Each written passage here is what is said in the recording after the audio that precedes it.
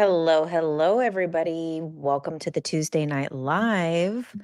So, as you might be able to tell, that I rigged the system today. So, we didn't do a poll for this week's topic because there was a lot of people who come here to the lives regularly who, for weeks, have been voting about my personal life updates. So I gave a little hint last week. Well, I did spill the beans last week, but then I gave a little soft launch on Instagram over the past week. So let's talk about it, you guys. So, as you might know, if you watched the beginning of last week's live, I am now in a relationship with an amazing man who I never thought I would ever say. As you guys might know, if you've been watching closely, I did ayahuasca in August, and Mother Aya told me to just be a lesbian because there is no man that is going to love me for me, that will accept me as who I am, that will allow me to grow and be myself. And also, I will never accept them as they are. And that I'm just going to be miserable if I keep trying to make that happen. So to just release it, it doesn't exist for you. No man's ever going to love you the way you want to be loved. Just let it go. And I accepted it. And I said, "All right, Mother Aya, thanks. Thanks for telling me. I'm glad I don't have to keep freaking trying. Thank you." And as you guys know, if you've been watching, thank you, everybody in the chat. Um, so then, if you have been watching, then I went under hypnosis with Sarah Brexman Cosme. Now, something I didn't tell you guys that day when I went, which was I actually did write down some of the dates because this will be interesting. She used reverse psychology on me, right? Mother Aya tricked you into the law of attraction. You are right, guys. And I think too, it's acceptance, right? A lot of times we're having this resistance in life with anything that you are calling in or want in any form. But then when you finally accept something, even like sometimes our own struggles, like our own story, and that is very much like a story for me, right? That's a story since the day I was born that I was never going to be loved for who I was because that was the situation that I was born into. And I felt that way as a child. So I didn't feel that I was going to be loved for who I was. So that story that I had been resisting and again trying to get somebody to love me for who I am in all these different forms, in all these different ways, by working hard, by being an above and beyond friend, by doing stuff online, by doing all of these things. So throughout my life, trying to resist this narrative in my life, it causes so much resistance to it. And thankfully, Mother Aya made me just accept it, that I'm like, oh, I'm never going to be loved for who I am by a man. That's easy. I could do that. Thank you. Thank you. I'm free, actually. And so, but November 16th, I did the hypnosis with Sarah Brexman Cosme. And as you guys can see that on my YouTube channel and her YouTube channel, it's broken up into 4 parts. When I arrived that day at her Airbnb, Sarah said to me, which by the way, hope you guys watched the last podcast episode of Ultra Minds with Sarah Brexman Cosme because she had so many amazing insights and such cool information to share. And we talked about Dolores Cannon potentially being reincarnated. So go and check that out. And also what Dolores has said from the other side to her in sessions. But when I got there that day, she was like, "Oh my God, Jen, I had a dream about you last night." I'm like, "Okay." And she's like, "But it kind of wasn't a dream. It was like a vision." And I was like, "All right, well, what was it?" And she's like, "You're getting married next year." I was like, "I'm getting married next year. I don't even know anybody that I like. I've accepted that I could die alone and never have sex again, actually." So, I don't know about all that. And then so whatever, we did the hypnosis session, and then in part 4, which is on Sarah's channel, we talked about how, is there an ideal partner for me? My higher self said yes. My higher self also said, like, and I should have watched it before coming on, but my higher self also said, like, the person's not going to be perfect, except that it's going to be fine. Just start dating again. You're trying to protect yourself from being hurt. It's fine. Just open up again. Do it again. And I was like, okay, I can start opening up to that. And, I was a bit uncomfortable because I didn't want to be hurt again. And hearing that I have an ideal partner. And then also we asked about the ayahuasca because now my first indicator that this might have not been true is because Mother Aya also told me that Kamala Harris was going to win the election. And I was dead certain that Trump was going to win. But when Kamala Harris won, I was like, huh, interesting. So is this all a lie? Is everything a lie? And so we also asked, why did the ayahuasca tell me that I was a lesbian? And it said the same reason that she had to tell me that Kamala was going to win the election, because certainty was closing off my timelines, because certainty can be a good thing. When you're certain about, like, this is my destiny, this is my calling, this is who I am, this is my place in the world, nothing can stop me. That's a good certainty. But when you're in a negative certainty of, is there even someone out there for me? Is there even someone compatible? Do I even want to do this anymore? Am I even worthy of this? Is someone even going to be out there? When you're in a negative certainty, you could really like slim your timelines down to something that is not for you. So she had to tell me, just accept it. You'll never be loved. Not by a man, at least. You could try a woman. That might work. And so I accepted it. I released it. I allowed it. I was like, "Fine, whatever. Let it go." So then November 19th comes, and you said you feel called out.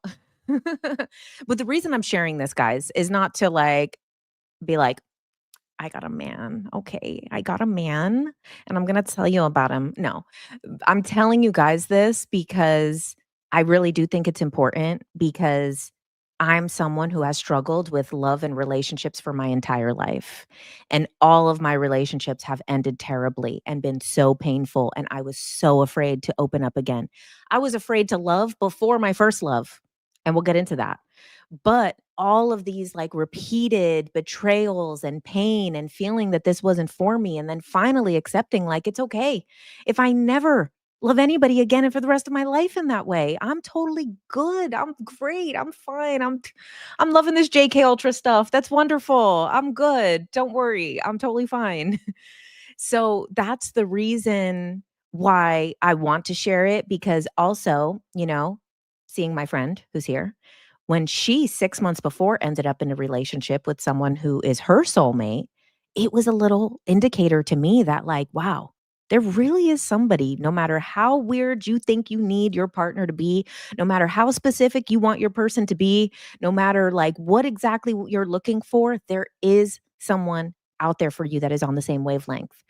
So that's why I'm sharing it, because I know that there's plenty of people that are feeling this way, that like because I felt this way for decades, even throughout relationships that I had been in, still felt like I wasn't going to be able to have what I truly wanted, or even admit to myself that I wanted it to begin with. So November 19th, Pluto comes into Aquarius, and it was a Tuesday, and we did a Tuesday night live, and we did that 16-year exercise where we went through each of the last 16 years, and we talked about, this was the news that year, this was songs and movies that year, what was happening for you that year. And we took a moment for each one of those years to like reflect on what happened in our lifetime, and to just give a little bit of love and appreciation for ourselves at that time, and be able to like call that part of ourself in. So after that Tuesday night live, I wanted to do that for myself. I wanted to, after doing that, I was like, that little 16-year exercise was pretty good. I want to think about doing that. And so I lay in bed and think about each year for the last 16 years of the entire time that Pluto was in Capricorn, and reflected on each year and what I went through, and all of these, I mean, far beyond relationships and love, all different types of struggles and work and everything, every aspect of life, and where I was living and my situation, my financial situation, the friends in my life, the things that were happening. And I was reflecting for those 16 years. And then I could not sleep after. And I was in darkness. I did this laying in bed. and then I couldn't get to sleep. And I was feeling this like call to do some parts work. And I'm sure you guys know what parts work. It's connected to like IFS. It's also connected to the soul retrieval stuff, which if you also want to listen to my Ultraminds episode with Chelsea about the soul retrieval, soul fragments. But that's like the shamanic aspect of it. But then there's also like the psychology, more basic, normal, vanilla, day to day 3D version of doing a soul retrieval, which is the parts work. So I didn't even turn on the lights on in here. It was pitch black. And I get my 2 chairs and I point the 2 chairs at each other, like as if I'm going to have a podcast with the different parts of myself. And then I call forward like the part of myself that is like afraid to love or be loved or be in a relationship or anything like that. And so little did I know I was going to be up until 5 o'clock in the morning doing this parts work because there was a lot of parts of myself that needed to be heard that day. So it was like part of myself coming forward at 14 years old. And that was thing that happened at 14 years old was I wrote like a live journal entry. And it was how I had been feeling. It was probably how I had been feeling my whole life up to that point. But then I wrote this live journal entry when I was 14 years old and basically like an online blog for anybody who's too young for a live journal. And I basically wrote that like I don't want to be in a relationship with a man until I can accept that they're not faithful. And that basically as long as I can't accept that, then I won't pursue any relationships. And what's interesting, rewind a little, you know. So you guys know that like crazy candle story when I got the candle and then all the creepy stuff started happening to me. The day that I got that candle, I also felt a call on my drive home to stop at Goodwill. And I love going to the book section of Goodwill, especially here in Hollywood. There's so many good books. Like I got an Aleister Crowley book there. Like you get some really cool stuff. And so I walk in and right on the table, right when I walked into Goodwill that day, was the book called Calling in the One. And Calling in the One is by Catherine Woodward Thomas. I did her Mind Valley course years ago of conscious uncoupling. And that was to really like heal from old relationships and to forgive people from old relationships. And so she had another course that was coming out at that time. But just as my Mind Valley membership was expiring was right when the Calling in the One course was happening. So her first course was about healing your past relationships and moving on and claiming your power back. Then her new course was about calling in your soulmate. But my Mind Valley membership expired. This was in like 2022 or something, or 2021. Expired right when that course was coming out. So I never got to do the Calling in the One course, but it always was kind of around my sphere because I did hear of it when it was getting launched and I missed the launch. So I walk into the Goodwill and this book, Calling in the One, is there. And so I was like, well, and I was so embarrassed and ashamed to even want a relationship, to even admit that I wanted a relationship or that I wanted love, that even my best friend Chelsea, you know, when we started having these conversations after I got the Calling in the One book, she's like, well, this is kind of the first time I'm even hearing you say that you want a relationship. And I'm like, of course I want a relationship. Everybody does. She's like, not everybody does. And I'm like, no, I believe everybody does. It just depends how hurt they are. And people who are severely more hurt than I am will convince themselves that they don't want it because it's painful to want it. It's painful to want something that you feel you might never have. And it's easier to just say you don't because it's extremely painful to say, I want what I will never have, or believe that I don't have, or that I'm not worthy of, or doesn't exist. That is painful. So I start doing that Calling in the One course. Well, I start doing the book first, and that's like around the time of October. And I have actually this notebook here, which is like, sometimes you buy like a really nice notebook and then it's too nice to write in. So then you don't know what you want to write in it. And you just keep the notebook for like years waiting for something nice to write. And again, rewinding again. Last year in 2024, I had pulled a oracle card at Chelsea's house. And when we read the little description said, it's time to start writing your ideal love story. And I was triggered as fuck. My ideal love story. I don't want to write that. That's crazy. I don't want to write something that whatever isn't going to come true. And you said that's so sad. I wish no one felt that way. People are so much more than they think. It is true. A healthy relationship is the hardest thing to pull off. You know what? Guys, I'm going to give advice that I would have never given even last year. It's really not. But it does take work on yourself and also accepting that like things are going to come up, you know, but we'll get into that. So then I was like, finally, I was like, oh, I'm going to write my ideal love story. So I write like qualities and things that I wanted in the person, but not like a list of qualities that I wanted in the person, like how I would feel, how they would treat me, things like that. Then I start doing the calling in the one course and I'm like, perfect. I get to write more than 2 pages in this notebook. I get to use it again. And so it said to write your fairy tale. And I didn't know what to write because like this is something that has been like very closed off to me for most of my life. I never romanticized. Like even in my relationships that were long-term serious relationships, I felt always like, well, when the other shoe drops, my Libra moon will be like, "Eh, life happens. Shit sucks." And so, and I only like looked back at this, but then I wrote my fairy tale. And it's interesting. So my fairy tale has nothing to do with the guy, with the Prince Charming, with the partner. The fairy tale is about a girl at 14 years old who curses herself accidentally, who accidentally puts a curse on herself. And so it's about a girl who at 14 years old thought that there was never going to be a man that was going to be faithful to her or treat her good in her life.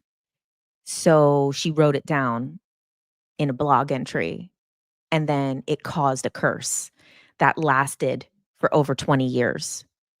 And this like fairy tale that I wrote was like about this girl who accidentally curses herself and doesn't realize that she's cursed.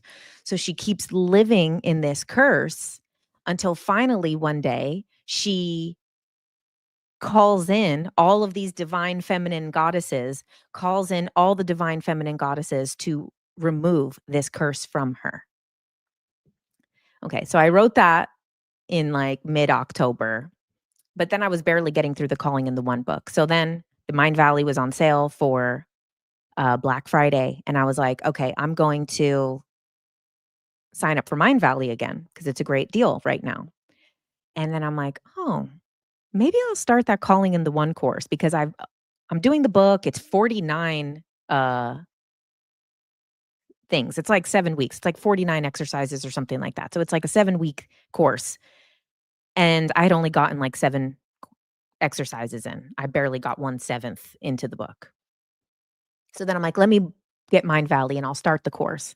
And what I love about the calling in the one course is that basically, it's not like your typical love manifestation stuff. It's not like, well, I want them to look like this and have this and do this and be this and have this and a list of all these qualities. Instead, it really like aligns you with the vibration of love. And one of the things is like you take a moment to send love and to feel love for the person that works at the corner store, for your neighbor that you've never spoken to, for someone in the parking garage, and really start to get yourself into the frequency of love to feel it in all these different ways. And that like love is beyond romantic love, and getting into the love frequency is starting to feel it for these other people. So it has really interesting exercises like that. And one of the other exercises that it had that was really impactful is taking responsibility. And it's like list all of the reasons why you feel that you're not, with the person of your dreams. And basically like, it's like, is the book still on sale? Calling in the One is the book, and then Calling in the One is the course on Mind Valley if you wanna do the video version. And so one of those things that it was like, "Okay, list all the reasons." Okay, what are the reasons? Um, Men suck, men are cheaters, men are liars, um, I'm too strong, they're intimidated by me, I'm not, they see femininity as submissive, LA sucks, the guys in LA suck, this like, so all of these reasons of, like, why. And then it says, like, "Okay, well, now you have to take responsibility for all of these, because if you have external reasons, you can't change those. I can't change that LA is a cesspool for dating. I can't change that all men are cheaters. I can't change that this is not available to me. I can't change those things. So if I take responsibility for these things, I can change it." And it's hard to take responsibility for being cheated on and being betrayed and things like that. But if you take responsibility for it, then you actually have the power to change something. And so these exercises were like going deep. These are not like list your ideal partner and it's all going to come true, because we all done that. And then we know that one thing you left out was super fucking important, actually. And that's how you learn what you're. And then another thing, too, like another exercise was about needs. And now we kind of have this thing collectively where a lot of women are like, I don't need a man. And a lot of men are like, I don't need a woman. And we're at this point in life right now because it's true that we don't need people to survive anymore. Like, unless you're a baby or a child, you don't need anybody to survive. And this is the world we live in now. It's not a hunter gatherer world. It's not like you have to be a blacksmith and build your own table and kill your own boar. Like, nobody really needs someone in order to survive. But what this exercise goes into is we have other needs. And this oversimplification of survival being the only need is a disservice to ourselves. And it forces you to really think about, what are my emotional needs? What are my psychological needs? What are my spiritual needs? And I was like, I don't know if I ever thought about my emotional needs, to be honest with you. And then, of course, then it's kind of like, well, then what are those needs? And start to see, what are these needs? So when we go to this area where it's like, I don't need a man, but then we have other needs. We have needs beyond survival. And those are things that I'm just learning about myself, because a lot of us have lived in survival for a long time. So sometimes, like in that Maslow hierarchy of needs, we're not getting to that next level of the hierarchy when it comes to relationships, emotions, and things like that. And so then it like goes through exercises like that. And so, okay, then we have the cruise. Okay. So you guys know that I was talking about going on this Galactic Origins cruise, and it was basically an alien conference, spirituality alien conference on the sea. And so that whole experience is really something. So kind of like the first day, first lectures, early morning, there's this exercise. Oh my God, I'm so sorry if I'm going to forget her name. It's Stephanie Chen, I think it is. Stephanie Chen. I actually want to have her on my podcast because her lecture was so good and her exercise was so good. So if I say it wrong, if I forgot, I know she's Stephanie, but I think her last name is Chen. But she's amazing. I loved her. Changed my life, this woman. So I'm sorry. But you guys will see, because we'll have her on the podcast. We'll have her on Ultramind soon. And so right before going into this, it was a somatic healing class. And I've never really done somatic healing. I'm aware of it, but I've never really explored it. And right before I go into the class, I see this woman, and this woman's like, "Oh, we're going to be on a panel together." And she kind of was like talking to me about like the panel. And she brings up this guy. Now, let me tell you, since I got on this cruise, every guy in the spiritual space who is a liar, womanizer, jerk off, piece of shit that I hate was like, hey, do you know so and so? Hey, do you know this one? Hey, do you know this one? And I was getting a bit triggered because I had barely been there for 12 hours. And I heard every womanizer that I have seen and heard the stories of, and thankfully, as I've talked about in my past videos, I was celibate for 3 years. So I don't have any issues with these people directly in that way. However, I've seen them do it to a lot of other people and a lot of other women, and people that I once maybe liked their work or was interested in their work then turned and was like, "Oh, that person is a dog, a dirty dog, humping a leg." And so it had been like 12 hours and it's like, "Oh, what about this one? What about this one? What about this one? What about this one?" And I was like, "What the fuck is going on? Why are they bringing up every single douchebag fuck boy that pisses me off?" And like, people, why is everybody bringing this up? I'm triggered. So then, and I'm not going to lie, maybe not on a video, I won't say it as openly, but in person, I spill the beans. I'll talk all the shit, okay? I'll say it all. So this person mentions someone and I'm like, "Oh yeah, that guy's a freaking liar and a fraud and a womanizer." And she's like, and gets mad at me. And so she's like, "Well, what do you do? Like, who are you anyway?" And I had that reaction a lot of times by saying those things where people are like, "Well, who are you? I don't even know who you are." And I was like, "Okay." Now I'm about to go into the somatic class. And my heart is like, and I'm like, I'm in my fight or flight and I'm a fighter. So I'm like, I told her, I'm like, "Oh, I'm about to go into this class. Like, okay." And I walk away from her. And my heart is like, I'm like, "What the fuck? Why are these like men in this spiritual space that are so triggering to me?" Literally everyone I talk to, they're bringing them up. Like, what is this showing me? Everything is a mirror. Why is this coming up? So now I go into the somatic class and I'm buzzing. I'm buzzing all over. I got rage, I got anger, I got upset, I've got confusion. I'm pulsing everywhere. So then Stephanie is like, "Oh, I'm going to share something different today." She said, "I had a whole other lecture planned, but I'm not going to talk about that." She said, "I'm going to talk about how when I was a teenager, I got my heart broken by a insignificant relationship. And I told myself that I was never going to fall in love again.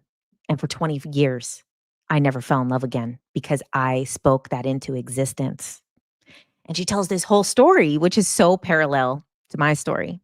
And I feel like she, on in the morning when she was showering, like she said she took a shower right before going into her lecture.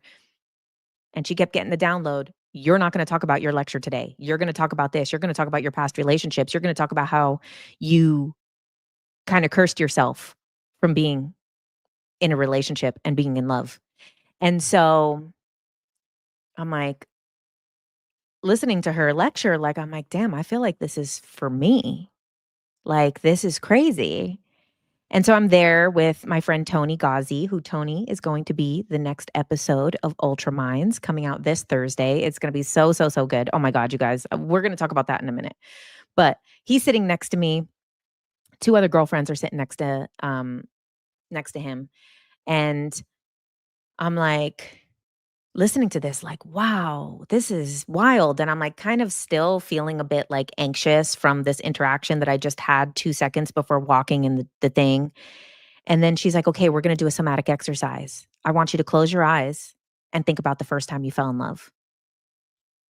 And then I want you to touch yourself on the parts of your body where you feel that most actively." And you guys should try this at home. And it was my head, it was my throat, and it was my heart. So I was holding myself like this.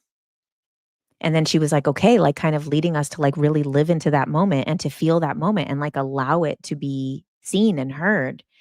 And I thought about when I was 18 years old and um one of my first boyfriends, like I had a couple boyfriends before that, but like more my first serious boyfriend. And we had like kind of just started dating and we went to a Les Claypool concert. And then we like went out, it was like getting hot in there. So like we went outside and sat on the ground And he was like, said something like, "What do you mean? You're my girl. You're my girlfriend. Like, this is like official. This is real." Like, and I was like, "Oh, okay." And I was thinking about this moment and I start crying because I'm thinking like, wow, I was so hurt at this time in my life. I had already been hurt. This was 4 years after I already said that I was never going to love anyone they um unless I accepted that they're a cheater and a liar and that I'm willing to basically be walked all over or I'm just going to stay single.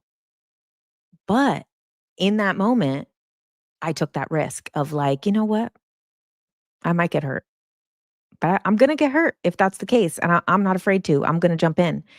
And I'm living this moment and I'm start crying and I'm not a crier. So I'm like trying to hide myself from anybody seeing me cry. And I'm like, my snot starts coming and I'm trying to silently cry. And I'm like embarrassed by this as well. But then I'm like, I know this needs to happen. And I'm just like, keep thinking to myself. And she asks us, like, kind of like, reflect on what's coming up, reflect on the importance of this. And I was like, damn, I was so afraid to be hurt, but I was willing to take the risk. And I haven't been willing to take the risk for a very long time. And that was what had come up in my hypnosis with Sarah Brexman exactly 1 month earlier on November 16th, which was I have to be willing to start putting myself out there, even if it's wrong, even if it's not the right thing. But do it. You have to do it. And when I did that parts work also, on the Pluto Aquarius night, which I didn't get into all those details, but it was so many parts of myself that had to come forward. And all of these parts wanted to basically be like, it's okay for me to want a relationship. It's okay for me to want to be loved. Why is that so bad? Why is that so shameful? Why is that so embarrassing? And then to integrate all of those parts. And then I kind of left that experience of that parts work where even the part of myself that has been celibate for 3 years has been protecting me. And that part had to let go of its role, had to let go of its job of feeling like this is how it protects me.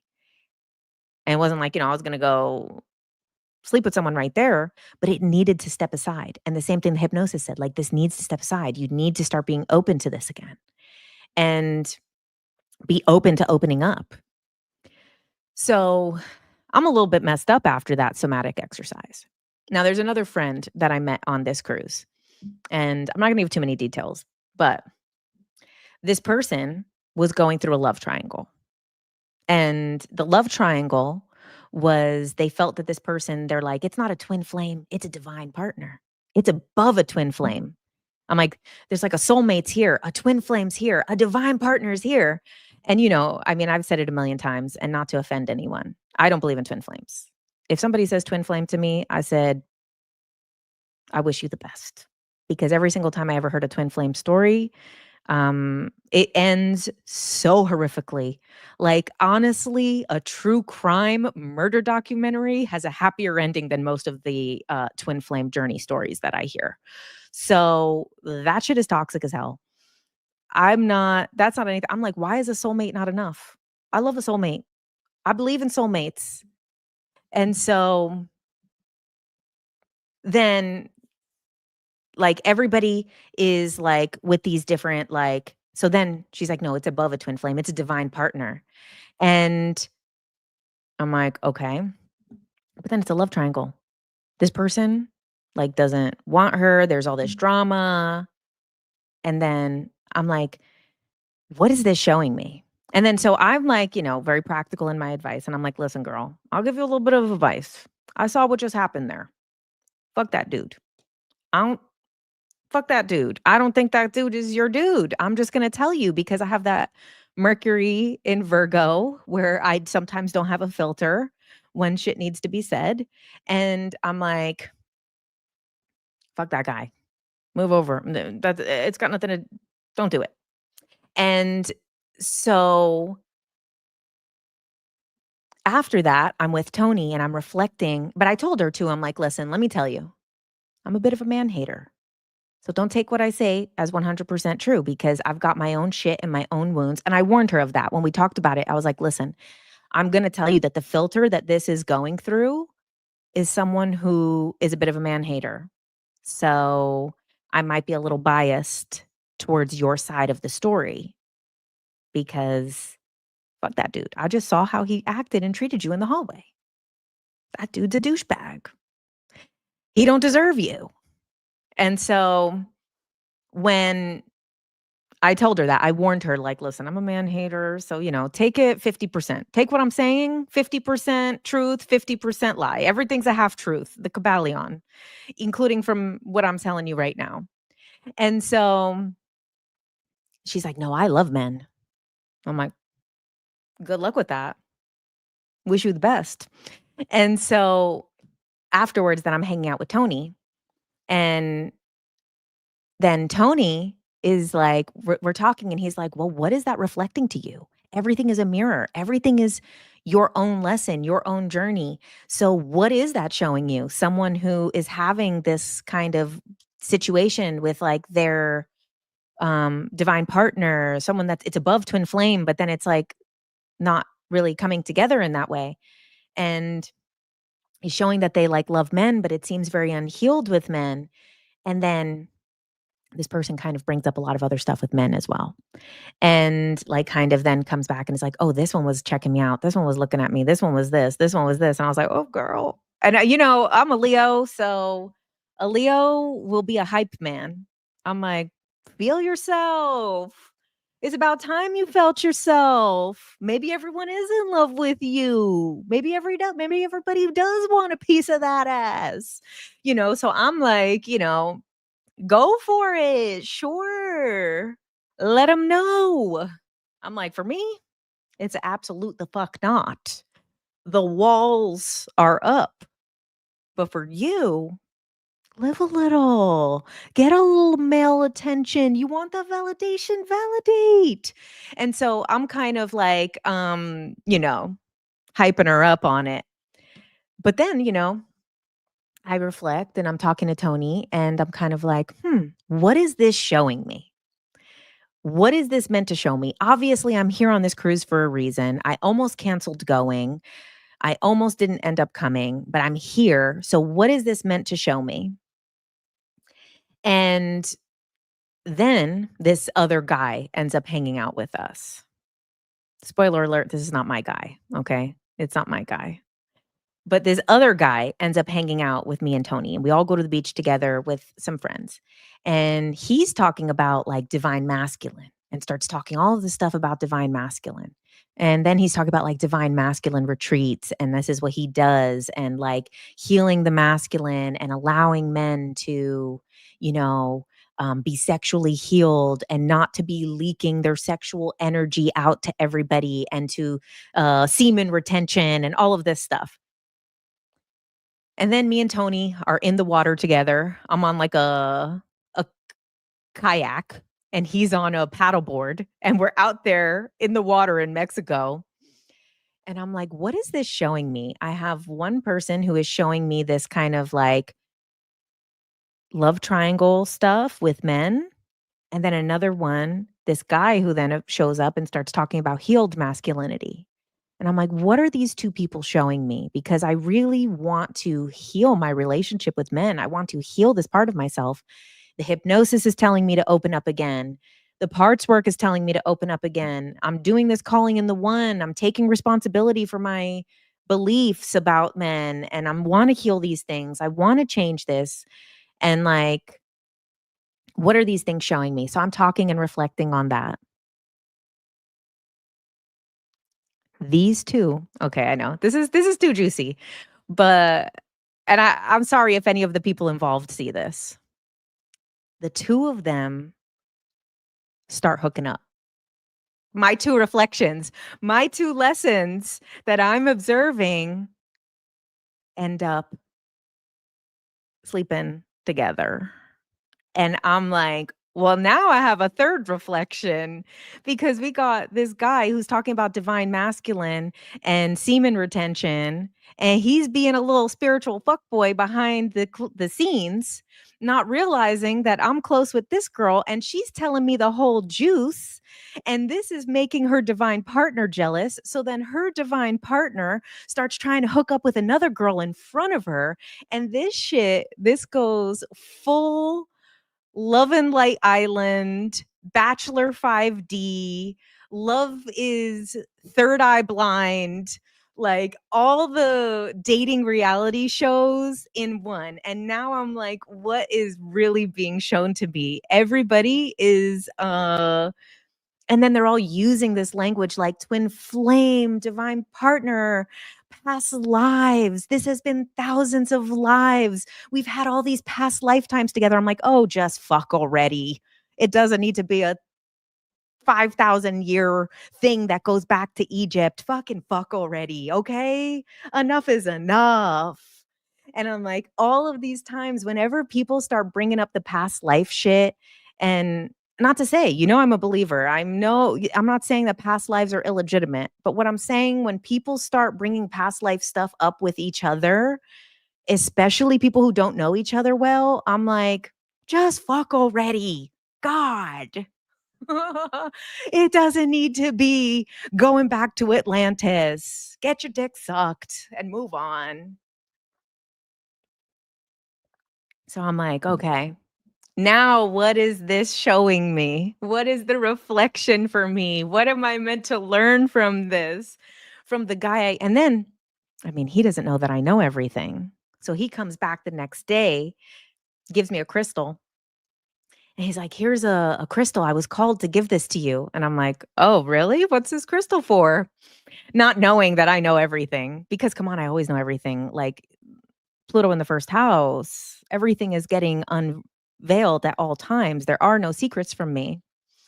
And so he gives me the crystal and I'm like, oh, what's this for? He's like, this is for masculine energy. And I was like, oh, I think I'm pretty good on that. I think I got a lot of that actually. I think maybe I don't need this crystal. He's like, no, I got this calling that you're supposed to surrender to the masculine. I said, oh, am I? He's like, yeah. So we were going to a goddess temple that day in Belize. So it was a temple of, or maybe it was, no, it was Cozumel in Mexico. We were going to a goddess temple. And so at this goddess temple, he wanted me to like leave the crystal there to like activate me surrendering to the masculine. And I'm like, you think I'm gonna fucking surrender to the masculine? He doesn't know that I know all the deets too, and I know everything. And I'm like, I'm probably gonna have this crystal for a very long time if it's my time to surrender. Put it in my bag. And then another girl saw what had just happened, and she said, "Here, I'm gonna give you this rose quartz for your feminine energy." And then so I had then these 2 crystals. And so I'm just like entertained by this whole thing. And I'm like, what is this showing me? What is this lessons for me? Like, I'm like, what is this? And then there was another friend that I had met there, and me and her had like very parallel lives. We had very like similar past of like our relationship and sexual life. And then she also has been in a several year celibacy era. And like she said, she was like, my mom told me to come on this cruise so that I could find my soulmate. And I was like, girl, have you looked around? These are the most spiritual fuckboys of fuckboys. I'm like, so yeah, surrender. And so I'm like, was connecting a lot with her, and we had like so many parallels. And I'm like, okay. So she had this little thing called kiss and fly. So like, when you have like a kiss and fly at like an airport or something, but it was a little potion, and it was to kind of release and let go of anything that no longer serves you. So we all, me, her, and Tony, all go and we put this little kiss and fly on our wrists at the goddess temple, and we sniff it, and we're like, okay, the 3 of us, let's have a moment away from the group and see what are we really letting go of. And She let go of something, Tony let go of something, and what I was letting go of was this feeling of, like, that there isn't someone that is, like, going to really love me the way that I am, and um, that I can have this, like, relationship that maybe I've never thought was even possible or available to me. I'm releasing the feeling that that doesn't exist. I'm allowing it in. So we do our little kiss and fly, and we all hug, and we're like, we're releasing it, we're releasing it. And then the next day is the last day of the cruise. And um, so then someone I had promised to go to their lecture, she was doing like a Mayan light language. Now, I had never heard something like Mayan light language. A lot of the light language that I've heard of is like the galactic stuff or angelic or things like that. So I'd never heard like a Mayan light language before. And so I go to her lecture, and there's the love triangle is happening at this lecture as well. And I know all of these things, and I'm trying to say, like, what am I meant to learn from this versus me being judgmental of it? Because at the same time, it has nothing to do with me. It's not even what do I care? And I don't care what everybody else is going to do or decide to do or whatever. And they're on their own path and their stuff. But it was triggering stuff in me because of my issues with men and my issues with the relationships. And so I start doing this, closing my eyes during this Mayan light language, and she's calling in like past lives and Mayan lifetimes, and she's calling in like spirit animals and stuff. And she's a beautiful voice. So she's singing, and I do not have a beautiful experience during this. Like, I think this was going to be like something like, the angels are coming in or the animals are coming in. I was on the top of a Mayan temple. Now, I don't believe that I have any Mayan past lives.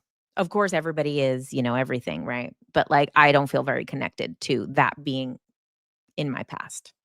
And so, and of course, anything could be or anything couldn't be. But so when she said to go to these like Mayan past lives, I saw myself as me on the top of a temple in that time. So it was like the temples, but they were not ruins. And I saw myself on top of this like Mayan pyramid temple thing. And it's the Mayan heart ceremony. Well, ritual, like this thing where they talk about how like Mayans would like rip the heart out of people, and they would do like a sacrifice and like eat the heart and all of this stuff. And like, so I was not getting this like beautiful love and light stuff. I had these Mayan priests start ripping my heart out, and it was gushing blood, and I'm like in this visualization, and it's so intense.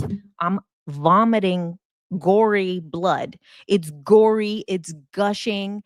I'm like, ah, and like fucking and I'm feeling very overwhelmed by this, but at the same time, I'm getting like the knowingness that like, no, not in real life. It's happening visually in my head very vividly while she's singing this Mayan light language. And it's like pulling my heart out, but I'm getting this knowingness that it's like they're taking my old heart. My old heart is gone. It's finally done. It's like it's over. That the heart that I've had for 36 years is gone. And they're taking it, they're sacrificing it. It's the end of the line, it's the end of the story. It's not going to happen anymore. And then I get this kind of knowingness that this love triangle that's happening, instead of like kind of the feelings that I was feeling about it, I was feeling judgment towards the man because I'm biased. I was biased. In her situation, I actually felt like it was like wrong of him to like not be like giving her enough respect and honor like he should be, you know? But like but I was feeling a lot of judgment towards the way that he was acting around this love triangle situation, and that's how the guys were acting with it.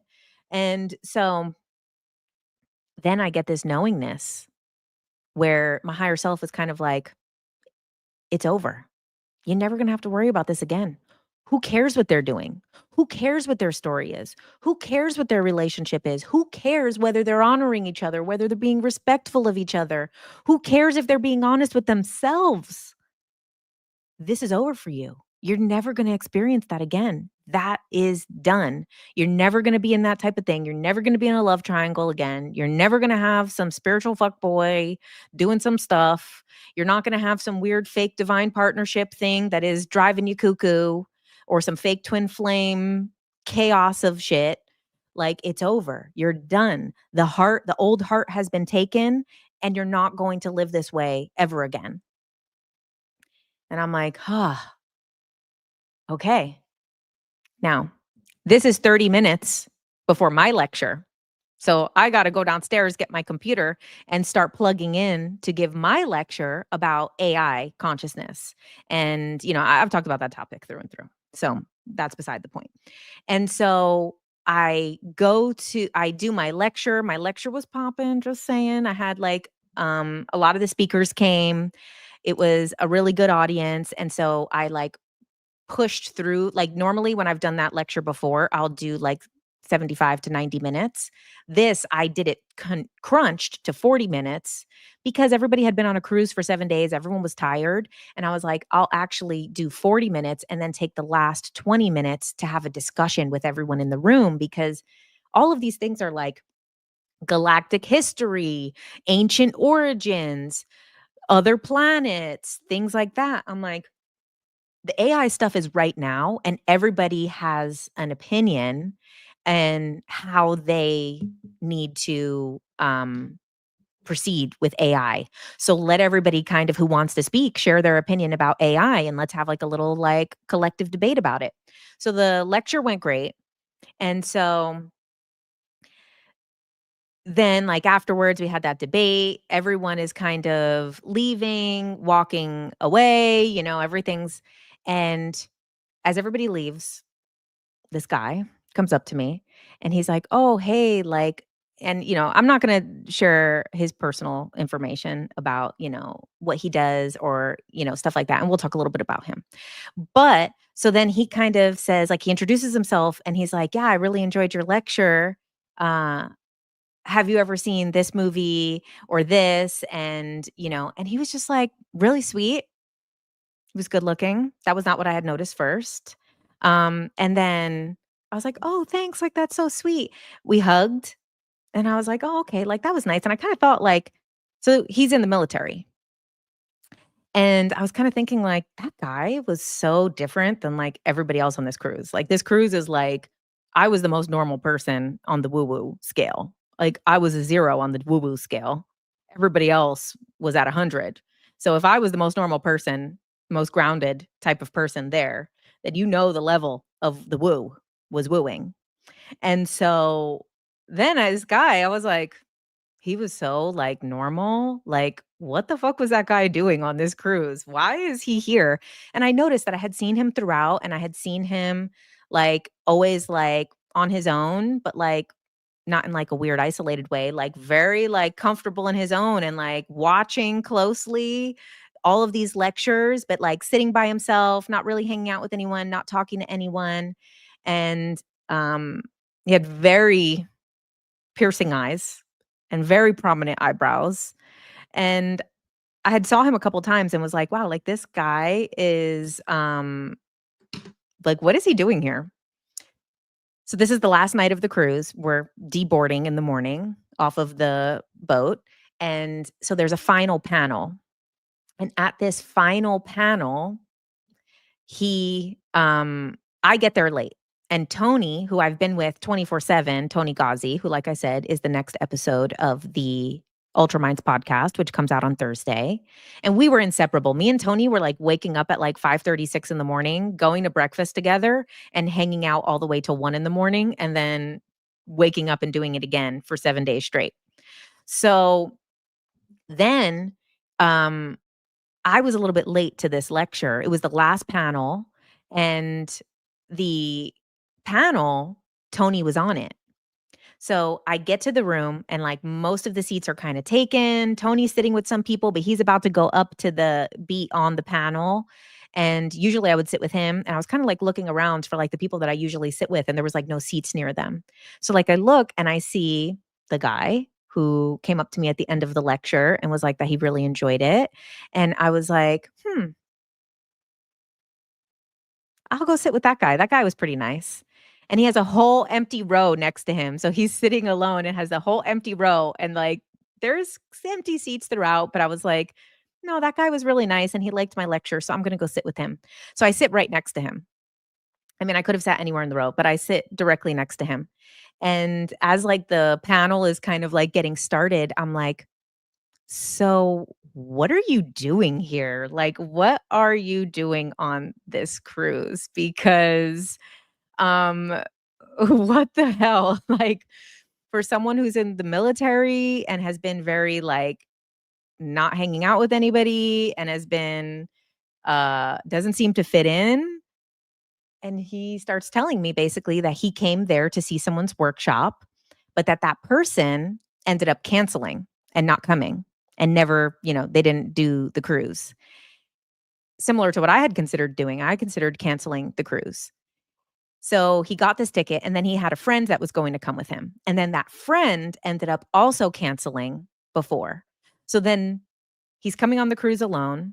The person that he was coming to see their workshop isn't there. He's not really familiar with the other speakers. He was not familiar with me or my work. The first time that he had seen my stuff was there at the cruise live, which is different than what I usually do also.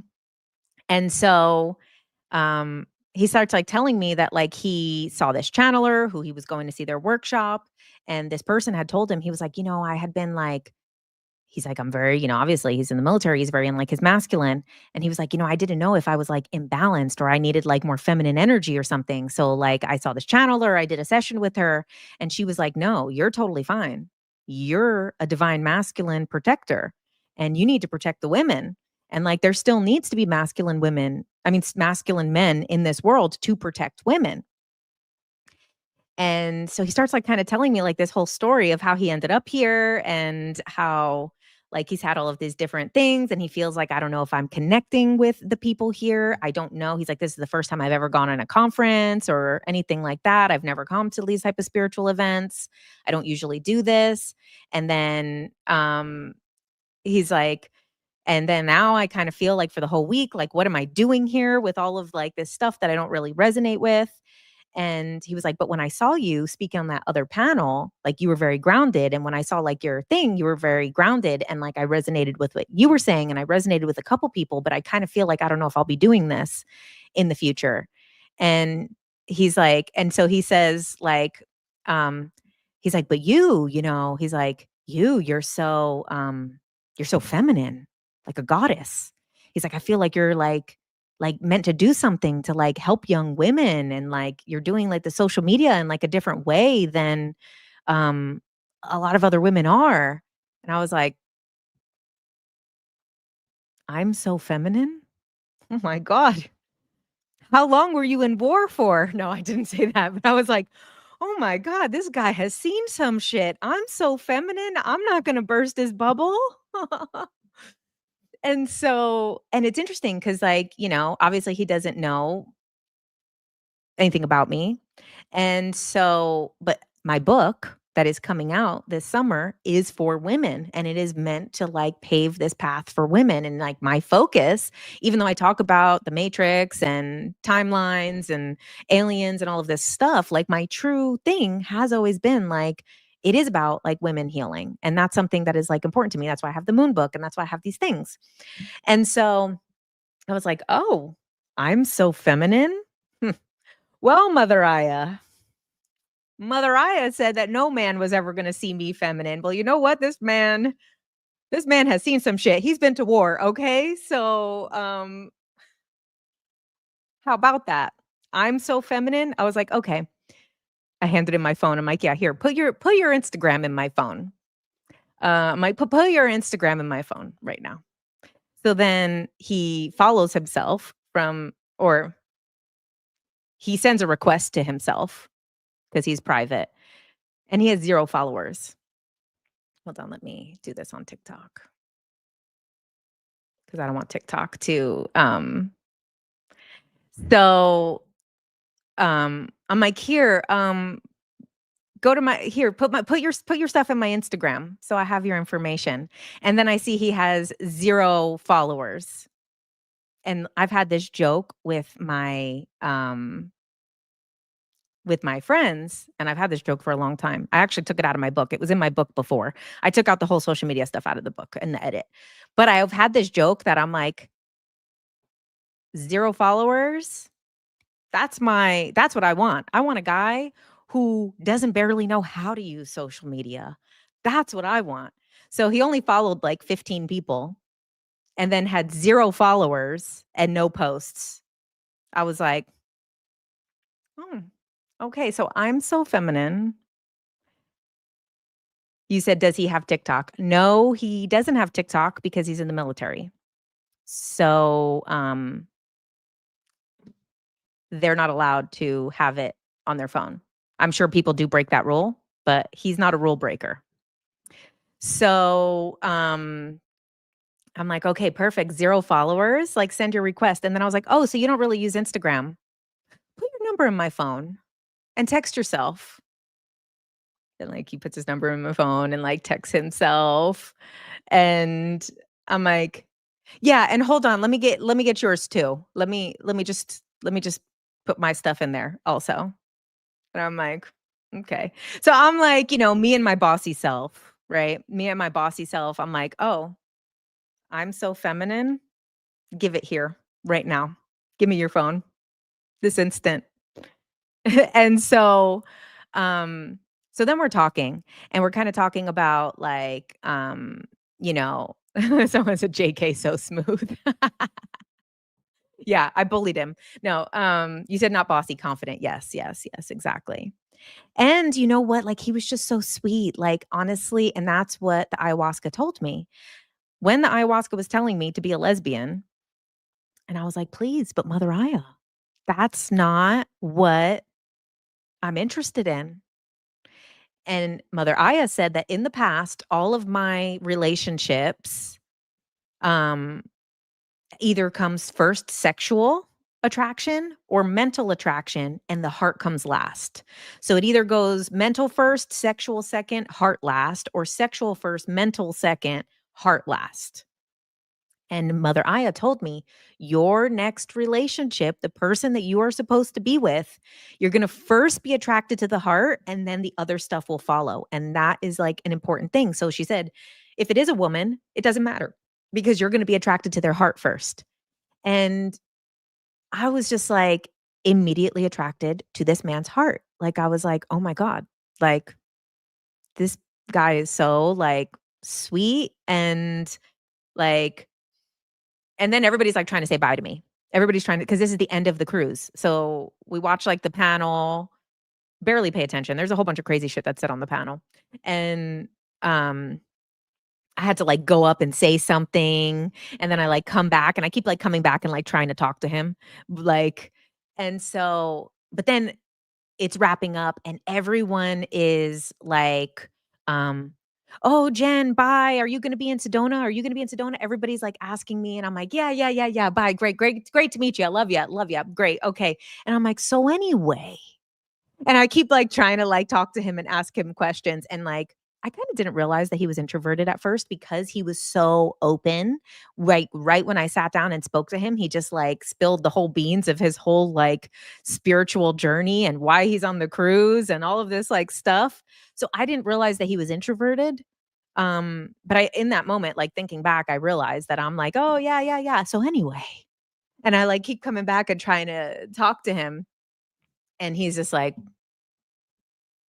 while, like, everybody's, like, coming by and talking and, like, um and then also they were supposed to launch the SpaceX, rocket that night. So, of course, we all wanted to go on the deck and watch it, right? Because they're launching it right from the water, right where we were about to go and dock.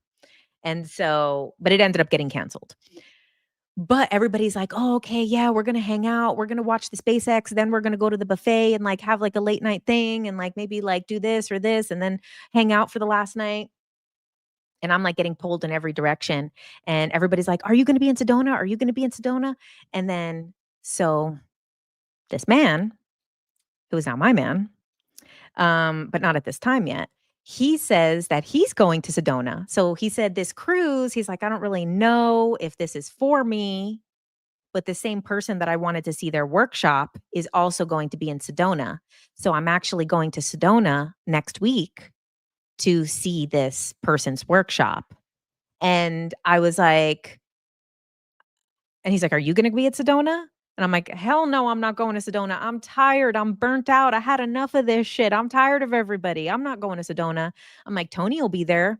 You have fun. You go see Tony. Tell Tony hi for me." And so I'm like, "No, there is no fucking way in hell that I'm going to Sedona. I'm tired of this. I'm at been a 7-day conference. I've had enough. I've been in my extrovert vortex. I need a break." I'm like, "I gotta rewrite my book. I have stuff to do." And so then everybody's like kind of scattering and going upstairs. Everybody's like, "We're going up to the deck. We're gonna go watch the SpaceX." And I'm like, do you want to come with us?" And so I have to tell you guys a little rewind here. Me and my friend Andrea, for the last year and a half to 2 years, have had this inside joke where she was like, "Well, what if like your guy is going to be at this, or what if like your partner's this, or what if?" And I'm like, "Listen, my man, he's journaling right now. He wouldn't be here. He's home journaling."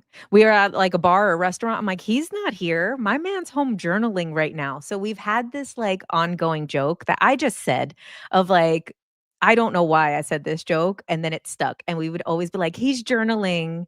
No, no, no, he's journaling right now. Stop. He's journaling." And so we've been going back and forth with this joke of every time like relationships or anything comes up. I'm like, "No, no, no. My man's journaling. He would never. He's too busy journaling." I'm like, and so I just kept saying this joke that he's journaling, and then she'd call me, we would talk on the phone, and she'd be like, "Yeah, he's journaling right now. So don't expect nothing because your man's home journaling." And so we've had this ongoing joke. So now I'm at the cruise, and I was like feeling a connection with this guy and feeling very like heart connected to him, and him seeing me feminine. And he really said like, he said more than that, but he said like really all the stuff that like Mother Aya said was never going to happen to me. That there was no guy that was going to see me this way. And no guy was going to appreciate me as feminine. No guy was going to like respect me as JK Ultra and want me to grow. And they're going to try to make me small.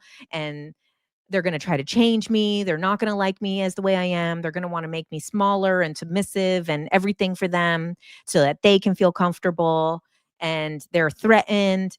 Everything that Mother Aya said was the opposite of everything that he had just said in this conversation that we had, which is what made me, I'm like, "Give your phone here right now." And so then we're going up to do the SpaceX, and then I'm like, "Are you gonna come up with us? Like, come watch like the launch?" And I think it was like a Falcon 9 or something. And he's like, "No, I'm good. I've had enough hanging out. I'm just gonna go back to my room and journal." And I'm like, "Oh, okay. You're gonna go back to your room and journal. Oh dear." I'm like, "Great. Well, I guess now I gotta go to fucking Sedona." And so, and I didn't want to go to Sedona. So then after I left the cruise the next morning and I got back home to LA, I was thinking to myself, like, "Gosh, I want to like text him." Like, I was like, that was like the highlight of the cruise for me, even though like I went to like all these sacred sites and had this like beautiful experience and everything was so amazing. I was thinking like my highlight of this was my conversation with that guy at the last night, the last moment of the last event, as everybody's saying goodbye. That was really like my highlight of it. And even like before I was on the flight, I was talking to Tony about it. He's like, "Oh my God." He's like, "Every time you mention that guy," he's like, your energy changes. He's like, "I never see you talk about a guy like that." And I'm like, "I know, right?" Like, I don't know. I'm like, he's just like I was like, I don't know. Like, he's just like seems like so nice or I was like, I don't know what it is. And I was like thinking to myself, I'm like, oh my God. And then the journaling thing is crazy. And so I'm like, I get home to LA the next day on December 21st, and I'm thinking like, damn, I really want to like text him and let him know that like I really enjoyed meeting him. So I went to go get some food and I went to just like some place near my house and I was sitting there eating a giant bowl of soup. And I'm like sitting there looking out the window and then I had a text from him. And he was talking about like, that it was nice meeting me. And then he kind of wanted to talk about like some of these like AI topics and stuff that I had talked about in my lecture. And he was like, "Oh, like it was really nice meeting you."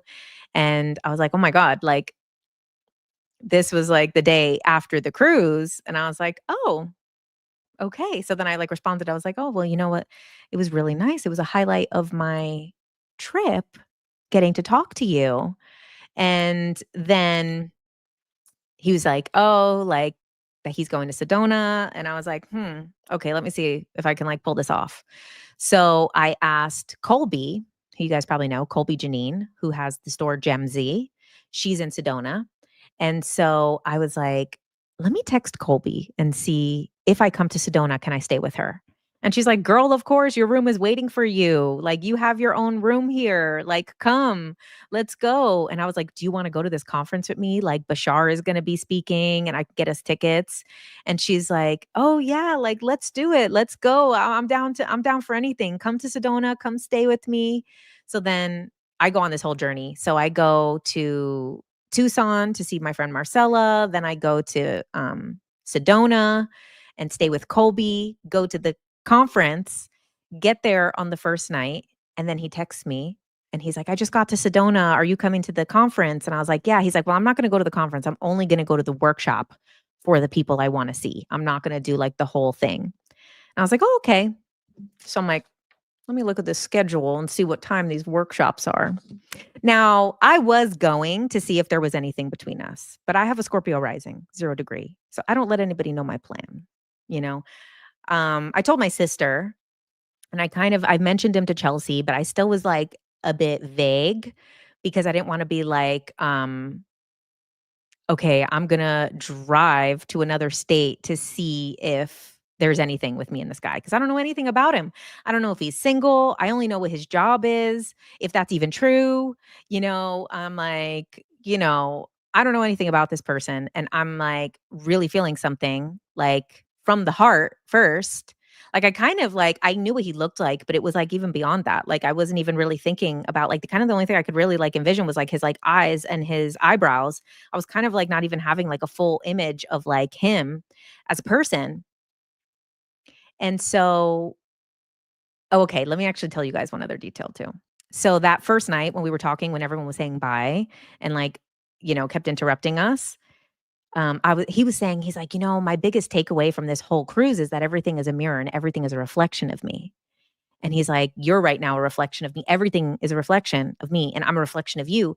And I was like, that's what I literally spent the last 7 days talking about is like, what is this reflection? And then I was like, it's so funny that you mentioned this reflection because I was like, I've been reflecting on the reflections myself. And I was like, because then I tell him, I was like, I had this one person who was kind of in this like boy crazy love bubble and then this other person who was like talking about divine masculine, but was a spiritual fuckboy. And then the two of them came together and gave me a third reflection. And he's like, "Wow, that's so funny because I had the same thing with you." I was like, "Really? Like what?" And he said, "Well, I saw you earlier and I wanted to talk to you, but then I felt, oh no, she's too busy. She doesn't want to talk to me." And then he said he saw Cash, King Cash, um, and after his lecture, wanted to talk to him and was like, "No, he's too busy. He doesn't want to talk to me." And then me and Cash were talking outside of the elevator, and I remember this moment. And so outside of the elevator, me and Cash are talking, and I hear the elevator door open, and he comes out. This was maybe 2 or 3 days before we had spoken, but I had seen him walking around. You said you love Cash. I love Cash too. He is such a sweetie. He is such a soul brother. So, he said that then the and I remember this moment, the elevator door opened, and I looked and I smiled at him, and he has this very, like, kind of, like, serious face, but then when I smiled at him, he was like and smiled back at me, and I have this, like, a little bit of a customer service programming from so many years of working in customer service. If somebody walks through a doorway, I'm gonna smile at them even if they're my enemy, and I've done this way too many times, and then I'm like, the worst is when you accidentally smile at your enemy, right? I do it all the time because I have this, like, programming. Someone came off the elevator, somebody came into the door, I'm gonna smile, I'm gonna look and I'm gonna make eye contact and smile because I'm so programmed from decades of customer service. But I don't know, on the higher level, there was definitely probably a reason why that happened because he said later, when we had spoke later, he said that basically, when I smiled at him, he was like, "She wants me." So good that he got that thought that I wanted him, even though that was not where I was at yet. And it wasn't exactly not true. It was just not in that current time yet. He was in the future when he got that thought. But that thought was coming from the future. But thank God that that's what happened. And so, okay, so now let's fast forward to Sedona. And Colby's like had stuff to do. And I was like, I knew that the lecture, the workshop that he was going to, I saw the time of it. And since I knew he was only going to that day, that I wasn't gonna bump into him at the conference. So I went as that lecture was ending, and afterwards, I was kinda, like, walking around and I didn't see him, so then I texted him and I was like, "Oh, how was your workshop?" And he was like, "Oh, it was great." And I was like, "Well, I have, like, an hour before Tony's, channeling. What are you doing? Like, are you around?"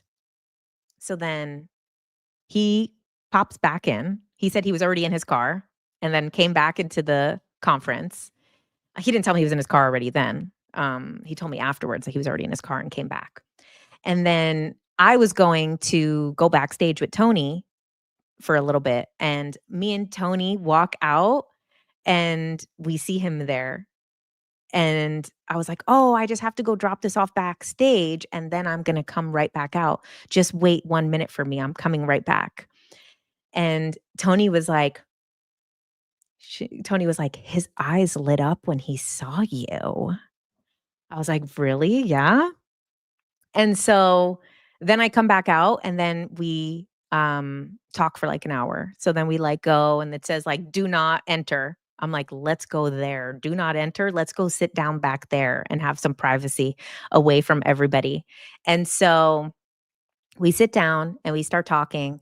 And like I said, I didn't realize he was introverted yet because he was like an open book and was telling me everything. So then he starts talking about like his some of the stuff that has come up in like his sessions with the channeling about like what is going to happen with his work and whether he should like change his work and things like that. And then he's like, "Have you ever heard of this book called Journey of Souls?" I'm like, "Have I ever heard of this book called Journey of Souls?" It's like, "Okay, okay, universe." And then he's like talking about Journey of Souls. He's like, "Well, I always try to have all the people that I work with to read it." He's like, "Because it's so life changing." And I'm like, "Okay, okay." And then he's like, "Yeah." So then he was telling me about like his spiritual experiences in the last year. And he's like, "So then I went to Mount Shasta. Do you know what Mount Shasta is?" And I'm like, "Stop." Mount Shasta and Journey of Souls. So then I actually get a little nervous because I do know this guy is in the military. And I said, "Oh no, is this sent from the universe? Or is this a psyop from the CIA?" Because you know what? This is really on the nose here. And I was like, and you know what? They did their job. they did their job. If that is the case, I'm like, "Oh, no. Was this sent from God, God, or was this sent from GOV, the government, to stop me, to try to put a lid on JK Ultra?" Because I was like, "Okay, this is too on the nose that he's talking about Journey of Souls and Mount Shasta, and but I know that the journaling thing is private. I was like, I know that that is something that I've talked about with my friend. I'm like, did they put all of my lives into AI and then print out a man that is fucking perfect for me to send me like my dream guy? This is crazy. And so I did get nervous. And but he was so genuine. But it did take me a little bit of time. I did still wonder for like another like few days after if that was the case. And so it was so like on the nose of like, so then I go in and you said your CIA agent just fell in love with you. And that's what I said. You know what? If he's from intelligence, I'll turn him. I'll turn him. No. I said, that's okay. You might have came here to stop me, but now you're going to save me. So then I ended up going to do the channeling and whatever, and I was like texting him throughout the day. And even though I was there to see him, I had then made a lot of obligations because now I'm like, I'm staying with Colby. I have to post about this event. I have Tony. I have this one. Like now I have a lot of stuff of obligations for me to come and do this event. I like signed up for a lot of things and people and things to see and things to do. So I'm like, now I'm booked and busy. And it was so nice. And it was like, that was such like a highlight for me. So then like later that night, we were all at Tony's Airbnb with a bunch of the speakers and people were going around and saying like, what was your highlight of the day? And I said, I was like, well, my highlight of the day was actually seeing someone that I had met on the cruise and getting to talk to them again. And then the next day he was going to see Bashar. And, I don't give a fuck about Bashar. You know? I mean, but I was like, "You know what, Colby, do you wanna go see Bashar?" So I saw Bashar twice actually. And it was very entertaining. Bashar is very, very entertaining, and it actually did, like, kind of make me feel totally different about him because it's super entertaining. And so then after Bashar, I had to drive to Phoenix, and I was already running late. I was already, like, 2 hours behind where I was supposed to be.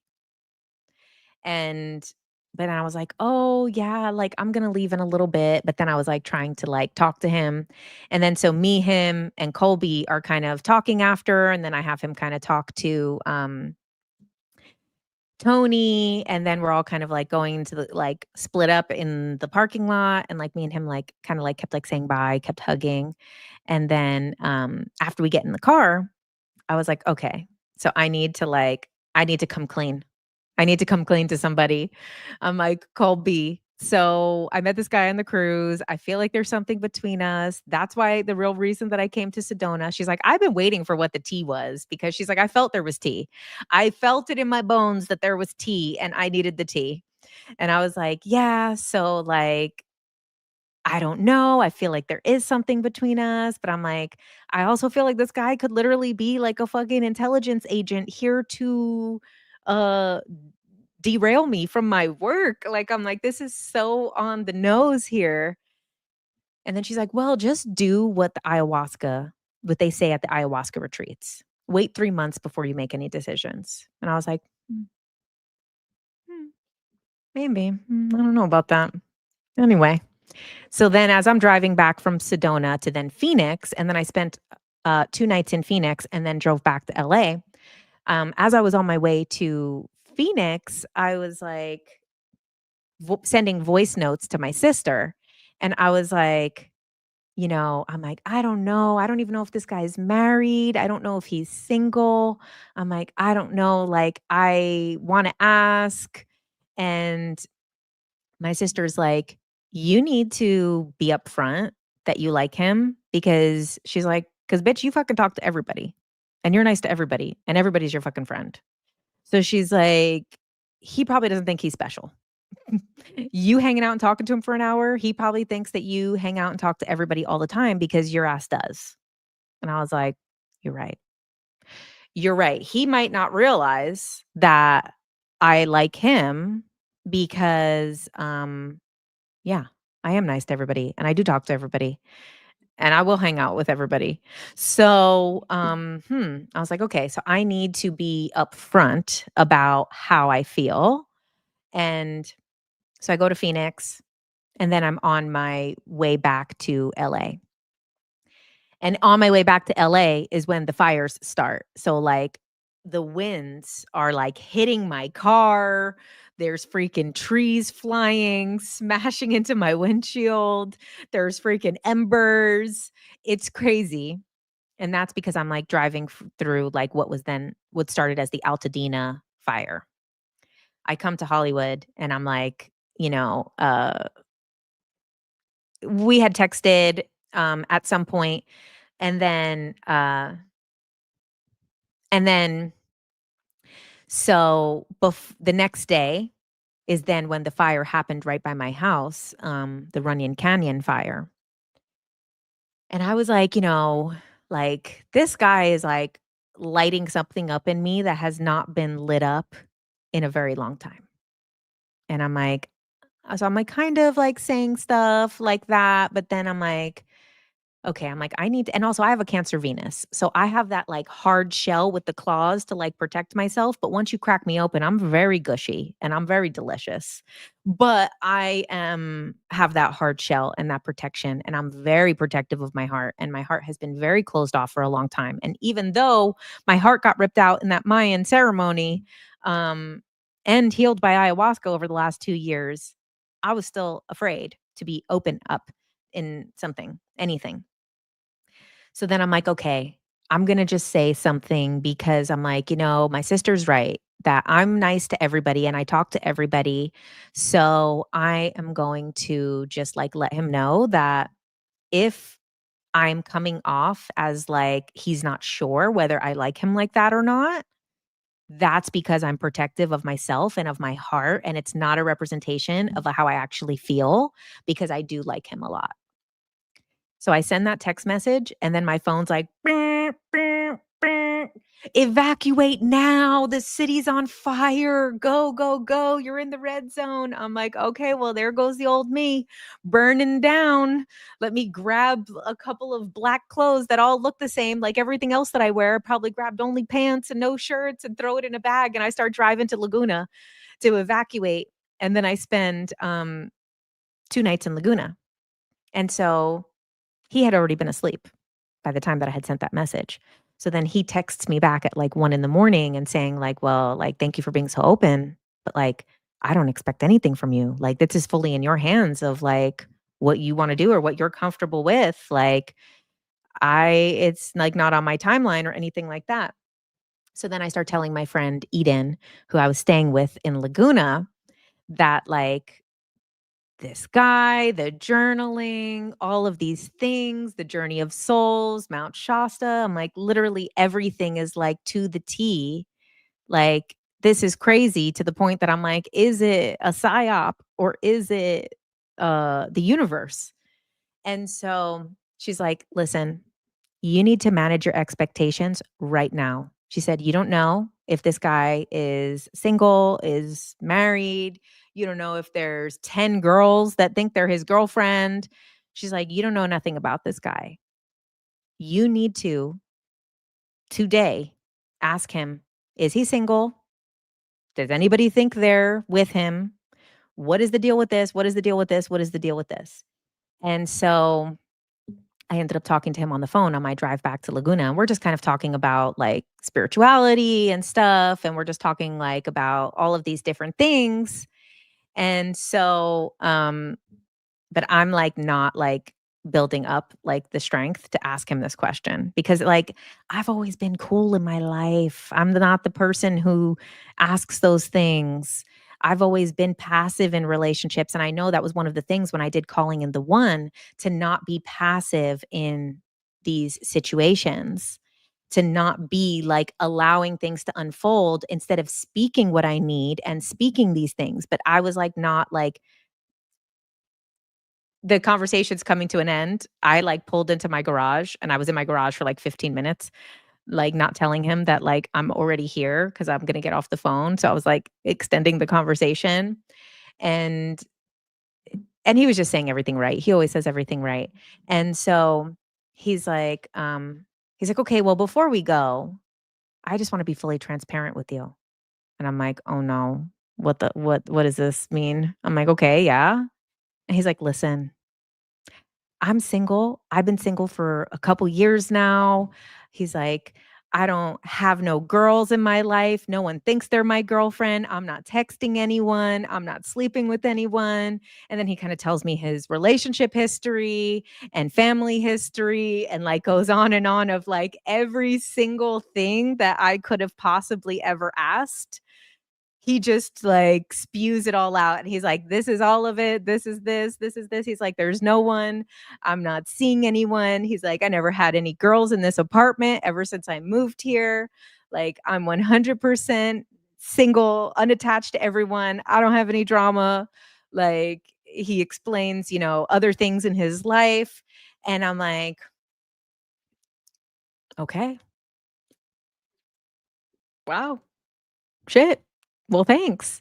And you said it's like he's listening to your conversations with people. I know. I know. Again, then worried if he was a psyop because it wasn't the first time he did it. Um, so then I was like, okay. And then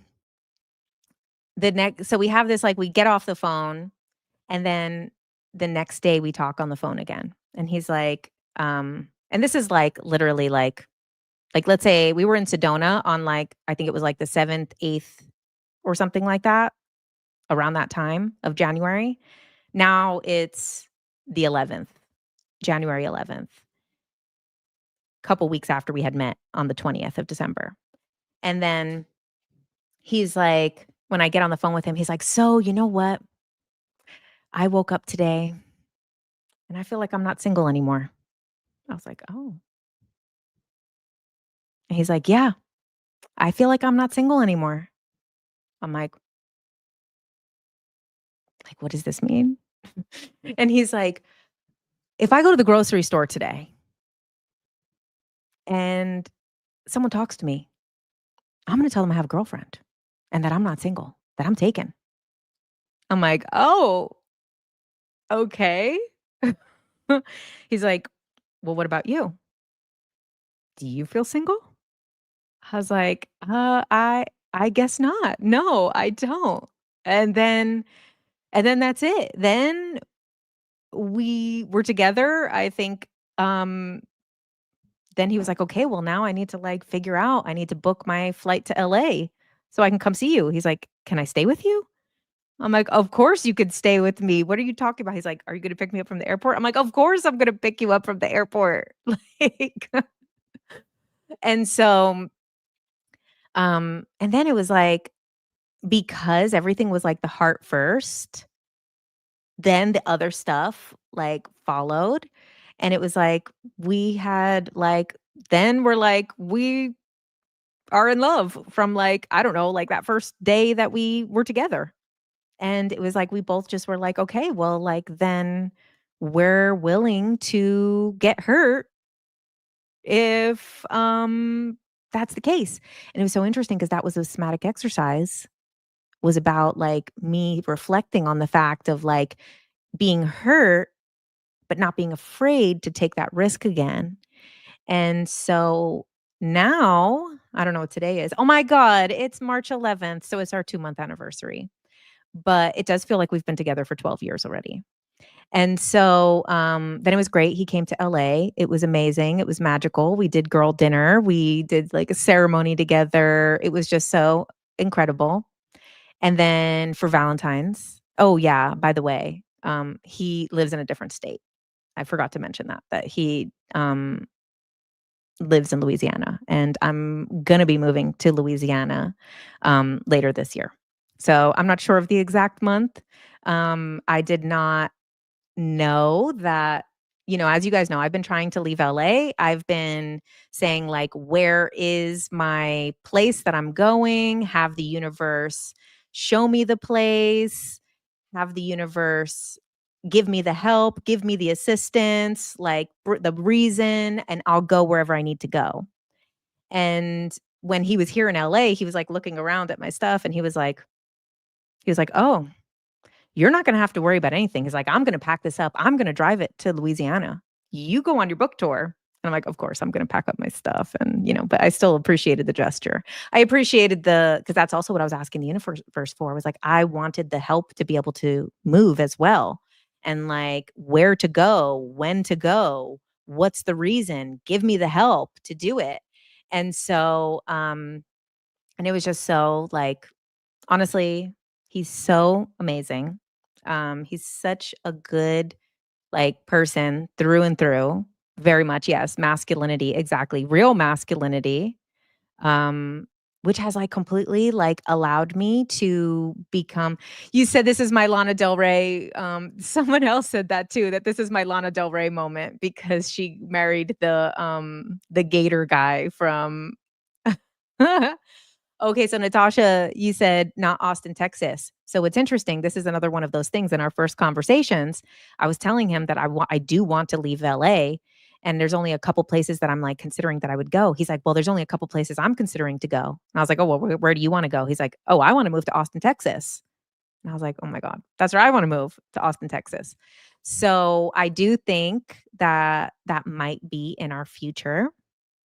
However, being that he's in the military, he doesn't get to exactly choose where he lives. It just depends where he's stationed.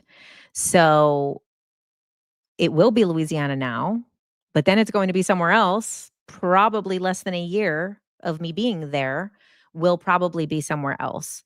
So, I'm open to whatever, and it's interesting because I had kept saying that I wanna live this nomadic life. I wanna, like, live in all these places. I'm like, "I just wanna live here for a bit and then live here for a bit," and I was like, "I'm open to anywhere. I'll go anywhere." Well, now that it's here, I'm a little scared. I'm not scared of the relationship. I'm not scared of anything like that, which is the first time in my life that I've not been. But, I am a little bit, nervous about leaving LA just because this is my home of 13 years, and, but I know that it's the right thing, and I've been calling it in, and I'm ready to step into it, and I just need my book to come out, and then I, like, do my, like, little things that I need to do for my book, and then I'm like, "Okay, then." You said, "So you met in December and became official in January?" Yes. Yes. And, I know this is gonna sound crazy, you guys, but we have also talked about maybe getting married in the summer. I know, this is crazy. And, oh, having the Dolores Cannon military parallel, that's so true.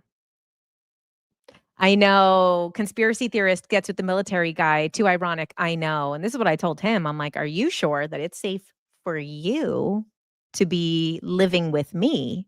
I'm like, "You really haven't watched that much of my content. I think you should consider that, because I talk a lot of shit about the Pentagon and the military industrial complex and the government and, like, every aspect of the government." So I'm like, "Well," and so and it's like, so, like, it's a really good balance because he is also very spiritual and he really, like, lives it, you know, and it was so cute when he was here in LA. He was kind of like, "Oh, let." So, obviously him being military and also being a Virgo rising, is very, like, meticulous and diligent and OCD and does everything, like, in a methodical way. So, he's like, "Oh, I wanna show you my morning routine." And he's, like, showing me on his phone. He's like, "At 6:45, I do my dream journaling. At 7 AM, I do my gratitude exercise. Then I check my astrology app. Then I look where Mercury is. Then I check the weather." He's like, "Then I do my meditation. Then I do my journaling. Then I do my breath work, all while listening to my frequencies." He's like, "Do you know what 528 hertz is?" I'm like, "Yeah." I do know what 528 hertz is. And I'm like, so and you see Miriam said this guy isn't real. I know, that's how I feel. I'm like, I can believe in time isn't real, the universe isn't real, this is a simulation. I could believe in all of that and it doesn't bend my brain. This person, I'm like, how is this real? And you said he was made for me. I feel that way too. I feel like I created him. I created him. He didn't exist before me. There was a backstory that was installed into him to give him depth and to be able to like deal with things that I might present. But like, so I feel like I printed him out. Like the universe just like created him just for me. And, but it was like so cute because it's like, I'm like, he probably like did a session and someone was like, "Hey, you should see where Mercury is because you're ruled by Mercury." Well, you don't know. You told the person who will never miss a day of watching Mercury again as long as they live. Someone was like, "You should journal." You don't know. You just told the man that will never miss a day of journaling ever again. Like, oh, you should listen to frequencies. Well, you don't know. This person will never not listen to frequencies for another day of their life. So, the universe imprinted me into him. Interesting. He needs to do a morning routine vlog. I mean, that would actually be really good. But he is very private, obviously, with his 0 followers, which now he has 1. Now he has 1 follower. And, oh, thank you. Queen said, "You deserve him so much, Angel." Thank you. Um, you've been bonded with him since the first day. It is true. And I just think like, I mean, I'm sure I'm perfect for him, right? I'm a Leo, of course. But he's perfect for me is what matters, right? Because I'm the one that is more difficult. Okay, so Sandra was asking what is his big 3? It is Sagittarius, right? Sagittarius sun, Virgo rising, and Leo moon. So, they say that one of the most compatible synastries in astrology is when one person's moon is the other person's sun. So the way they are emotionally and in the subconscious is the way that the other person is in their true authentic self. So that we have a lot of synastry actually. So we actually have like very compatible charts. You said he's playful but serious. Yeah. He said, "I love this for you." Absolutely manifested and created him. I know. I really feel that way. And we love a Sagittarius. We do. We love Sagittarius. Sag sun men are the best. They are. Oh, this is parallel to you and Charlie. Oh, I love it. Um, yeah. No, it's honestly been so amazing. And I'm like, he is so wise and always like knows the right thing to say. He's very humble. I like think he's definitely no offense to anybody else, but he's definitely the best man that I've ever met in my life and that I did not even think existed, needless to say, was available to me, would then be mine. And what he doesn't know too is he's not going anywhere because between the Leo, Scorpio rising, Cancer Venus, I'm very possessive. I don't let go. You're not going anywhere. You're stuck. You you're here to stay. You never heard about the astrological signs. Your husband of 25 years has your sign in his 3rd and his sign is yours. You have a Sag sun partner too. It's great. Wow. We got a lot of love for the Sag here. He said he got me for life. Thanks for sharing the entire rom-com take and getting your own work done to be able to receive him. Oh, yes. Thank you. Right. So that's the thing. The reason I share it is, one, I've been very like open and candid about a lot of stuff with you guys and talking about it on what's his Venus and my Venus. My Venus is Cancer and his Venus is Scorpio. And then we're both manifesting generators. I'm a 6'2" and he's a 5'1". You said you married a Sag and it's hard to let them go. Who would play him in a movie? We asked this the other day. I don't know if he came up with an answer of who would play me in a movie. But who would play him in a movie? Looks wise, I don't know. Looks wise, hmm, maybe a little bit like a Vin Diesel would probably play him in a movie if it was looks. But if it was, personality and, like, type of character, uh, a movie that he likes that I have not seen, which is called Extraction. So, the guy from Extraction. My sister said Vin Diesel is accurate.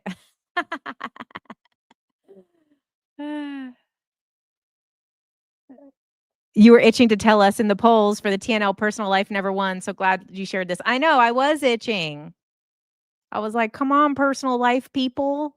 And then I knew that all of the people who actually tune in live kept voting for personal life, and I'm like, and a lot of the people who are voting on the other topics don't even watch the lives. They're just voting because they wanna press a button. Okay.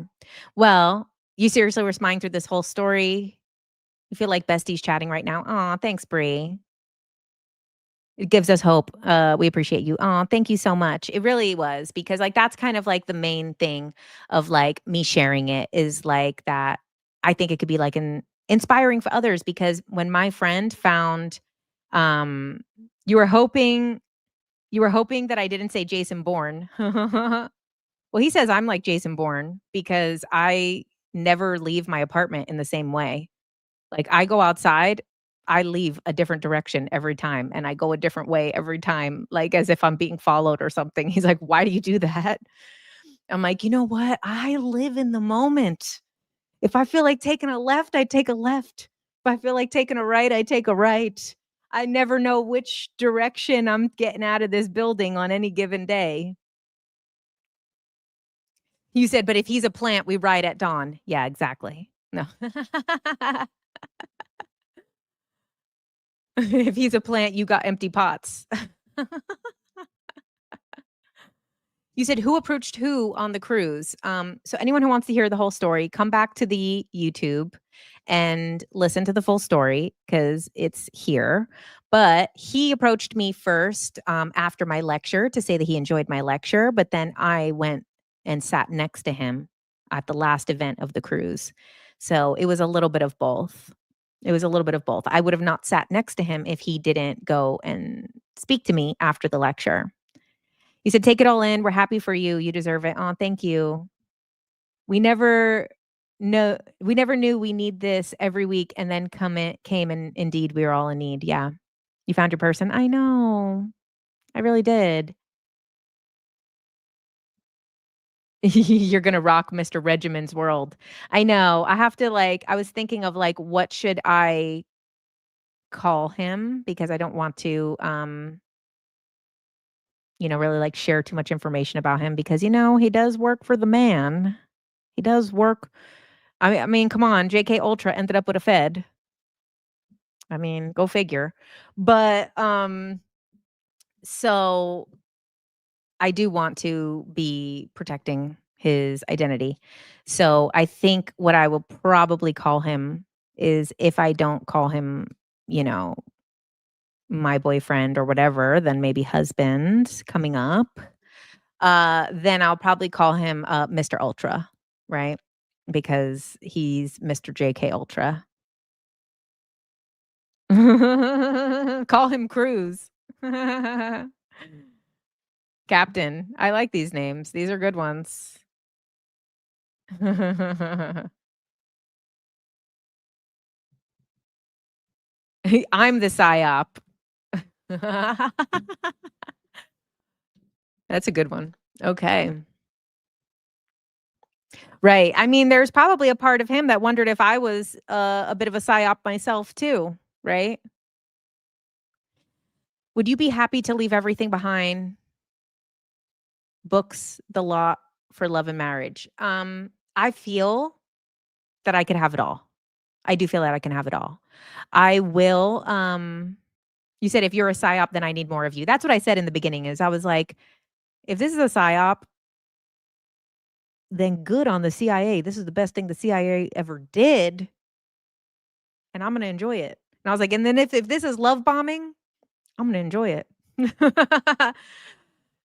I'm a Leo, don't tempt me with a good time.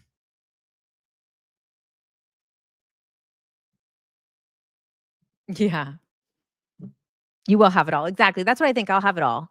Like I don't think that and that's like the thing that was kind of like coming up with the ayahuasca, which she told me to release because by telling me that I would never have was that then a guy that I was with wouldn't want me to do all of these things and would want to like pull these things away from me. And it's like, because he likes this stuff and likes these topics and wants the same thing for the collective that I do, he loves that I'm doing this work. Like he loves that I'm doing things to help people or talk about these topics or, have this creative um outlet that is also helpful and healing and spiritual and also down to earth. It's like a very good balance. And I joke with him too, like I was like, you probably wanted your like dressed in all white Mary Magdalene spiritual girl. But I'm like, no, no, no. Listen, that girl is not for you. And if she was, she's not anymore because I'm here. But but I'm like, no, you didn't realize that you needed the spiritual woman that dresses in all black and has combat boots and is like gonna tell it like it is. Not you might have thought you wanted love and light, but that's not what you needed. Yeah, the spiritual baddie. Thank you. Lifetime is making a movie about me right now.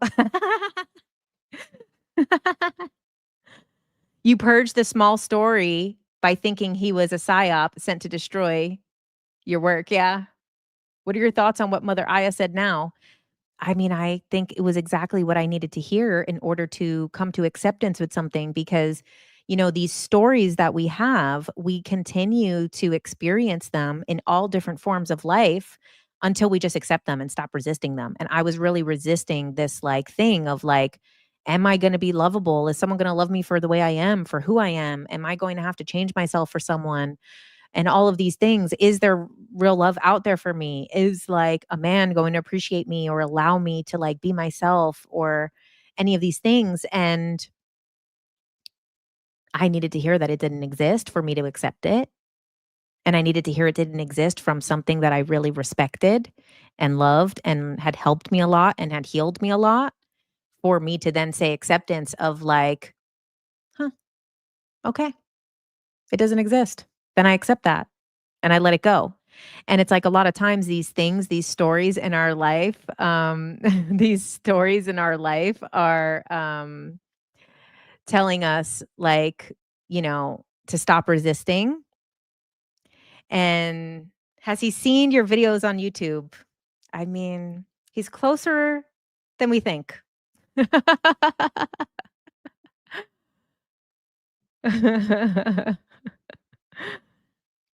Okay. You said he didn't know he wanted a spiritual gangster. That's true. Okay. Well, you guys, um, yeah. He didn't know that he needed all black cowboy Lilith energy. Black magic woman. Yes, you guys get it. You guys get it. I like that, Natasha. The black cowboy Lilith. You're right. It is the Lilith side. Okay. Well, you guys, this was a lot of fun. We'll see what we do next week. We'll talk back about the regular old topics. But now I'll be able to keep you updated on stuff. So, if I am getting married, I hate to say nobody's invited because we'll just do like a quick thing with a very small group of people because it's not really my vibe to do all of that crazy stuff. But I will then be able to keep you guys updated on things like that. Thank you guys. Thanks, Nick, Ash, Bree, Natasha, Meg, everybody. Can we still joke that he is always journaling? He is still journaling. He's still journaling. He's gonna journal right after this. Oh, Natasha, you're getting married this year. Wow. Well, thank you, everybody. Thanks for being so amazing and supportive of this journey with me. Mm. Mhm. Looking forward to this new chapter of my life. You said, "Does he like Elon?" He doesn't care. You said, "Oh, snap, he's here." He's here. Okay. All right. Bye, guys. I will see you next Tuesday. And make sure on Thursday you watch Ultra Minds with Tony Ghazi because it is so amazing. He channels the mantis beings. We ask the mantis beings about all these crazy, messed up topics. Like we ask about war. I can't even say the word, the R word, as they call it, not the offensive one, the other R word, the SA one. Um, I can't believe I didn't even get a strike on TikTok this time. That is crazy. This is my first live. Um, we ask him about all of these different things. So we have the mantises ask about like ascended masters and how is everyone an ascended master and how is someone like a Hitler and someone like a Jesus serving this greater good. So we're asking like very higher consciousness, some hard, triggering, messed up questions because I know that those mantises are not afraid to go there. So we talk a little bit about Tony and his journey, and then we ask the mantises a whole bunch of hard questions, and then we talk a little bit about all the other stuff. Afterwards, we talk about judgment, comparison, parts of the self, a lot of really cool things. So make sure Thursday, 11 a.m. Pacific, that you tune in to YouTube, Ultra Minds. And then I think this week coming up, I am going to be figuring out how to get all of my stuff automatically to, oh, excuse me, iTunes, Spotify, etc. And then it'll be on all platforms starting next week. Yeah, love story equals no strike on TikTok. Exactly. It's a Christmas miracle in March with no strike on TikTok. I know. I mean, I'm full of miracles right now.